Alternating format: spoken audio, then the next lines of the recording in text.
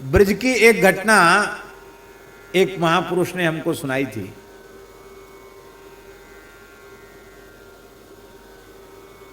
घटना पुरानी है। एक महात्मा बरसाने के क्षेत्र की बात है। एक महात्मा खूब भजन करते थे, बड़े अच्छे महात्मा थे। कल महाराज जी भी पधारे होंगे वहाँ प्रहलाद दास जी का के यहाँ। कैसा लगा महाराज जी वहाँ हैं? और ये तो बाद में इतनी बन गई झोपड़ी, नहीं तो बाबा तो ऐसी हिंस की झाड़ी में रहते थे बाबा। इतनी सी तेल की सीसी देखी होगी आपने, वो 6 महीना चलता था उसमें तेल, बस एक क्षण जलाकर बुझा देते थे मिट्टी के तेल में। और उतनी ही बड़ी सीसी सरसों के तेल की होती थी, वो भी 6 महीना चलती थी।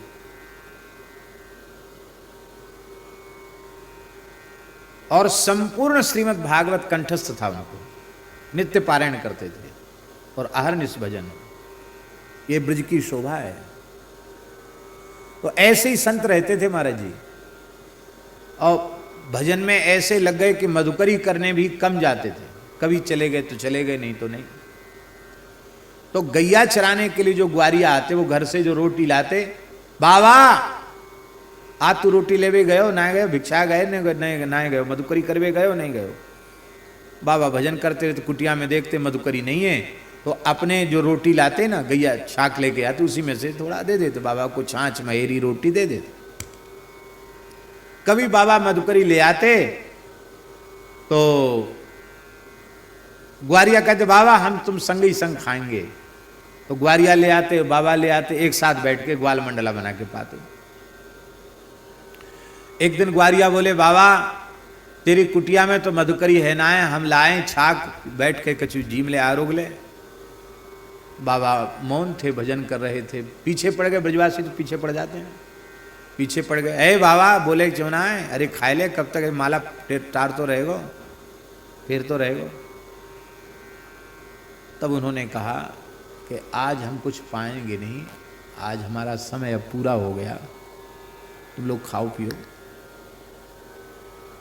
आज तो हम चले जाएंगे, मर जाएंगे आज हम। अच्छा, अरे बाबा तुम मर जाएगा, हम मर जाएंगे, तुम लोग खाओ पियो, खा पी लो बढ़िया से। वो सब उन्होंने ज़्यादा कोई परवाह नहीं, कैसी बाबा कह रहे हो।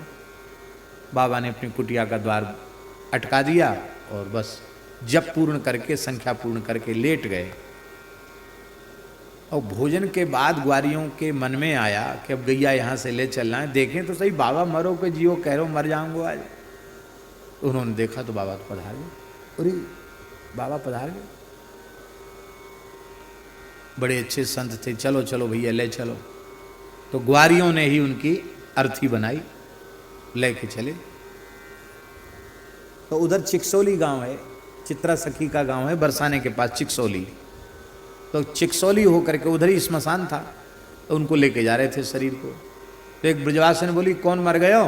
बोले अमुक बाबा मर गए। अरे राम राम, कल ही तो बाबा हमारे यहाँ से मधुकरी लेके गए हो, काल मधुकरी लेके गए, आज मर गए। अरे राम राम बताओ, अरे बाबा तो आज ही मरवे को मिले हो, धर दे बाबा नीचे धर दे, ढोक दे लूँ। गोपियाँ ऐसी होती। तो परिक्रमा करी उसने अर्थी की और प्रणाम किया और रोते हुए कहा बाबा हमारे घर में छोरी आई भई है, और आज ही छोरी की विदाई है वे वारी है।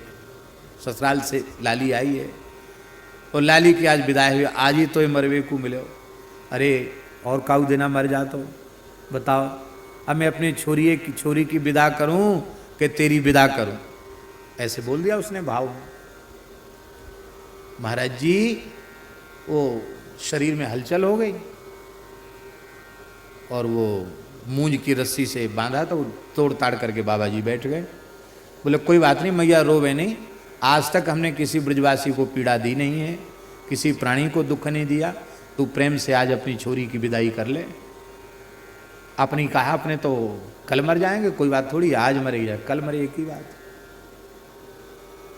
अब जो ग्वारिया लेके वो घबरा गए, बाबा जिंदो कैसे है गए? बाबा ने अपनी टिकटी खुद ही अपने कंधे पर रखी और अपने कुटिया के बाहर लाके रख दी और फिर द्वार बंद करके फिर भजन में लग गए। और उस मैया की लली की विदाई होने वाली थी, विदाई उसने कर दी और दूसरे दिन ग्वारिया फिर वहीं गए तो ठीक उतने ही समय पे बाबा ने पुनः शरीर पूरा कर दिया। अब हम आपसे पूछते हैं कि क्या किसी व्यक्ति की, किसी योगी यति तपी की ऐसी सामर्थ्य है जो इतना मृत्यु पर अधिकार कर ले? ऐसा मृत्यु पर अधिकार भगवान के भक्त ही कर सकते हैं। भक्तों को कालजयी कहा गया है। इसलिए भागवत के चौथे स्कंध में लिखा है, मृत्योः मूर्धनि पदम दत्वा आरुरोहात् भूतम ग्रहम। काल के सिर पर पैर रख करके ध्रुव जी भगवान के धाम को गए। आप लोग कहें तो सत्युग की घटना कलयुग की बताओ।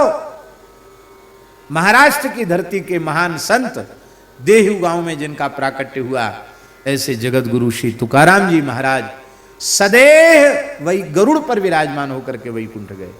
आज भी वह वृक्ष है जिस वृक्ष पर गरुड़ जी उतरे थे और जिस तिथि में, जिस मुहूर्त में, जिस समय पर तुकाराम जी ने भगवत धाम प्रयाण किया, सदैव वैकुंठ गमन किया। महाराज जी उस तिथि के आने पर, उस समय के आने पर वो वृक्ष अपने आप हिलने लग जाता। आज भी ये दर्शन करने हजारों लोग इकट्ठे होते हैं, बड़ा भारी उत्सव होता है। हम दर्शन करके आए।